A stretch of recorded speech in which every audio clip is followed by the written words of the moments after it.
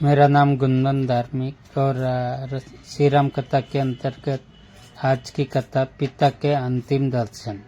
सुमंत राजा दशरथ के कक्ष में पहुंचे। उन्होंने देखा कि महाराज पुत्र वियोग की आशंका से व्याकुल है। वे पानी से बाहर निकाल दी गई मछली की तरह तड़प रहे थे। सुमंत ने उनसे हाथ जोड़कर निवेदन किया, महाराज आपके ज्येष्ठ पुत्र धर्मात्मा राम, सीता और लक्ष्मण के साथ आपके दर्शन की कामना के लिए द्वार पर प्रतीक्षा कर रहे हैं। माताओं एवं अन्य बंधु बांधव भेंट करने के बाद वे अब आपके दर्शन हेतु आए हुए हैं। उन्हें भीतर आने की आज्ञा दे। महाराज दशरथ ने धैर्य धारण करते हुए कहा, हे मंत्रीवर, राम के भीतर आने से पहले आप सभी रानियों समस्त परिजनों को यहाँ बुला लाइए। यह तो निश्चित हो चुका है कि राम वन गमन करेंगे ही। मुझे यह भी ज्ञात है कि राम के वियोग में मेरी मृत्यु भी अवश्य संभावी है।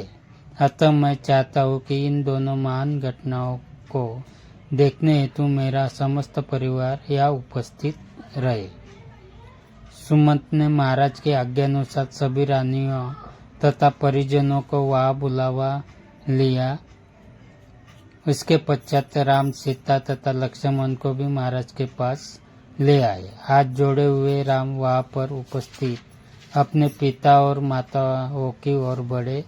राम को इस प्रकार अपनी ओर आता देख महाराज दशरथ उन्हें हृदय से लगाने की अभिलाषा से अपने आसन से उठ खड़े हुए, किंतु अत्यधिक शोक तथा दुर्बल होने के कारण वे केवल एक पग बढ़ाते ही मूर्छित होकर गिर पड़े।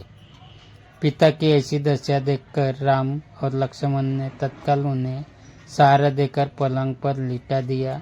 महाराज की मूर्छा भंग होने पर राम ने अत्यंत विनीत स्वर में कहा, हे पिता, आप ही हम सबके स्वामी हैं।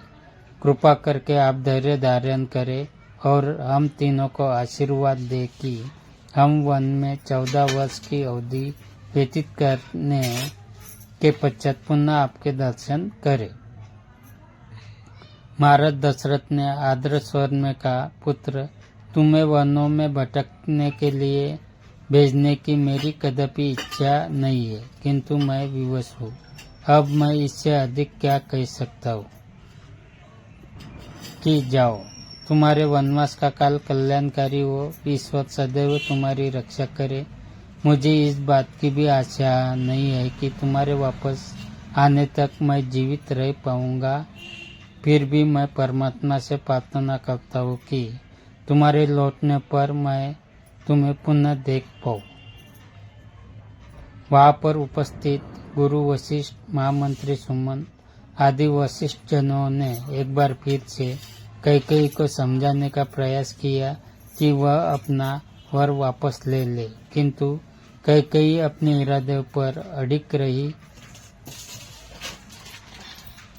महाराज दशरथ की इच्छा थी कि राम के साथ चतुरंगिनी सेना और अन्न धन का कोष भेजने की व्यवस्था हो, किंतु राम ने विनय पूर्वक उनकी इस इच्छा को अस्वीकार कर दिया। अंत में महाराज ने सुमंत को आदेश दिया, हे मंत्रीवर, आप स्वयं उत्तम घोड़ों से जुता हुआ रथ ले आए और इन सबको देश की सीमा से बाहर तक छोड़े।